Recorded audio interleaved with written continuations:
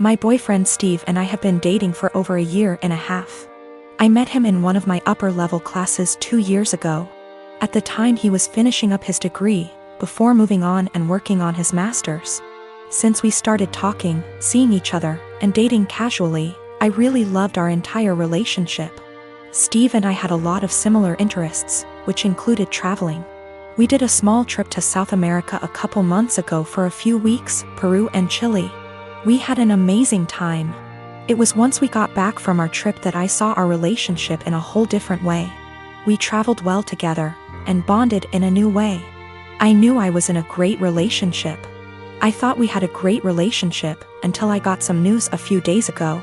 3 days ago, I went over to drop a MacBook charger over at my best friend's house, Chenille. Chenille and I have been best friends since we were in high school from the age of 16 years old. I have always considered her to be my number one, and closest person in my life. I have noticed that the past 6 months we haven't hung out in the same capacity that we usually have. Both of us have been busy with our lives, school, work, relationships, etc. But I kinda got the feeling after this past year of university around April that she was starting to move away. She had a bad with her ex that lasted under a year. He cheated on her with a coworker, and the rest is history. They broke officially around the end of January. As I went over to drop off her extra charger that she borrowed, I talked with her mom for a bit. Chenille ended up getting called in to pick up an extra serving shift at the restaurant she has worked at during her degree. Her mom wanted to talk to me about a few things. I was puzzled. Chenille's mom was always really outgoing and funny. We had known each other for over 8 years at least. But she wanted to have a serious talk. Chenille's mom, Karen, went on to tell me that she saw Steve and Chenille sneak around the back of the house about a month or so ago. Karen went on to explain that she noticed this happening 2 other times. At first, she thought we were all hanging out. But Karen told me that she got a weird gut feeling on this situation. She told me that I should talk to Steve and Chenille ASAP. Steve and I were supposed to go out for dinner last night. He picked me up, and off we went. I felt really bad and humiliated the entire time we were out. We ate dinner, had a couple drinks, but we didn't talk much. Steve kept asking me all night what was the matter. I told him nothing. Finally, when we got back to my place, we sat in my room and I asked him, and told him what Chenille's mom, Karen, is told me. He didn't answer. In fact, he went pale white. That gave me the answer I needed. I broke down and Steve tried to comfort me. I didn't want him touching me. I didn't even want to hear it.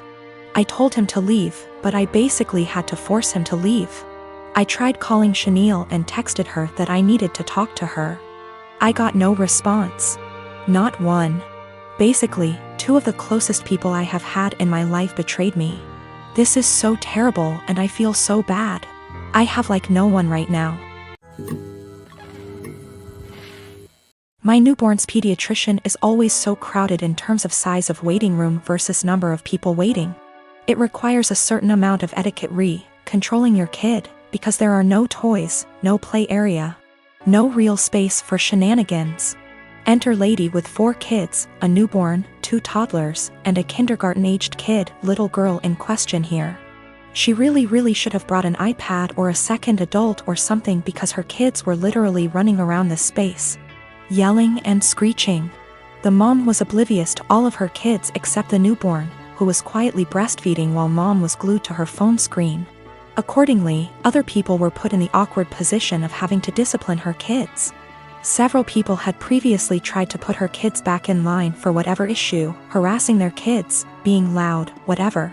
Her kindergarten-age daughter, who clearly had some kind of special needs, was absolutely enamored with my newborn and his stroller. She was asking me if she could push it around. No, she was getting super close to my newborn, stop. And was generally just being annoying. FFS at one point when I wasn't looking and was preoccupied with my own kid. She went digging in my diaper bag and throwing my stuff onto the chair and the floor. My newborn was really fussy because we were there for a sick visit and he wasn't feeling well. And I did not feel like entertaining some strange kid. I tried being polite about it. Sweetie, where's your mommy? Points to mom, ma'am. Points to kid. The lady would call her kid back, but the kid just kept coming back to me. Rinse and repeat. I told her she needed to stay with her mom. Little punk says I don't wanna and keeps trying to touch my son, my stroller, our stuff. Finally, I'm trying to fix a bottle of formula while holding a screaming baby and listening to this little girl like a broken record. Why is your baby crying? Why is your baby crying? Make him stop. I don't like that, and her annoying self knocks my bottle of formula off the table and into my stroller. So now I'm out formula, kid still screaming, and I have a huge mess that I don't have a great way to clean up. I'm at my wit's end. I raise my voice at this kid. Look what you did. I am not your babysitter. You are bothering me. Get out of my face. People looked at me like I was the biggest on earth. A lady speaking Spanish actually did call me a. The little girl starts crying. I'm not apologizing. The mom confronts me. I tell her she should have been watching her kid, and that's the hill I'm prepared to die on. I was born when my parents were both 19, and my only other brother, let's call him Josh, was born when they were 42. They divorced shortly after Josh was introduced to the world. He was 4 months old at the time, and they both wanted nothing to do with the child. At the time, I was 23 and I was living alone with my then girlfriend who was 21, now my wife. And I'd done my best to convince at least one of them to take care of young Josh for his sake and the family's sake. But they refused adamantly and said that I should be taking custody of him instead. So I became legal guardian of my brother, and he's been living with us for the past 12 years, and things have been going really smooth for us. Josh, now almost 13, has been calling me dad and my wife mom and our 2 children for 9 years. His siblings and he has absolutely no idea about his real parents, and to be honest, I let all of that slide. He has no idea that I'm really his blood brother and not his father, and I'm starting to feel guilty and a little weird. Some of my uncles and aunts come to visit occasionally, and they are really disgusted at the fact he calls me dad, and they are surprised I haven't told him the truth. They constantly messaged me, talked to me in private, and I cannot chat to them without this one particular topic rising up, badgering me to let him know already, but I refused. I discussed this with my wife, and she thought it would be wrong to tell him the truth because none of my parents wanted to take care of him, and I'm the only person in the world who gave him the father figure everyone deserves. I feel that he has the right to know what he is to me and what I truly am to him. But he's suffered enough already, and I just want things to continue how it is. I am a 16 years old female. I used to have a good relationship with my mother. That has since crashed and burned since she dated and married my stepdad, Gary, 6 years ago. Gary treats his son Ian, 19 male, like he's the center of the universe and expects my mother to as well, so she does. Anything Ian wants, Ian gets, and that usually comes at the expense of me. Ian wanted my room when they moved it. I was forced to go to another room to make the transition easier for everyone. Ian wanted a car for his 16th birthday. I didn't get braces for another year. Ian wanted to go on an expensive trip for spring break. I had to give up volleyball to make it happen. Ian wanted to have his side of the family over. I was expected to find somewhere else to be, since I wasn't family. My mother just went along with all of this and acted like it shouldn't affect me at all. My dad was overseas for a long time, and we used to FaceTime, and he was so upset by what he was hearing. He's home now, and he's offering to have me come live with him. I'm not seeing a reason not to go, and so I told my mom I wanted to go live with my dad. She predictably freaked out and asked why I'd want to do that and said that we had such a good relationship.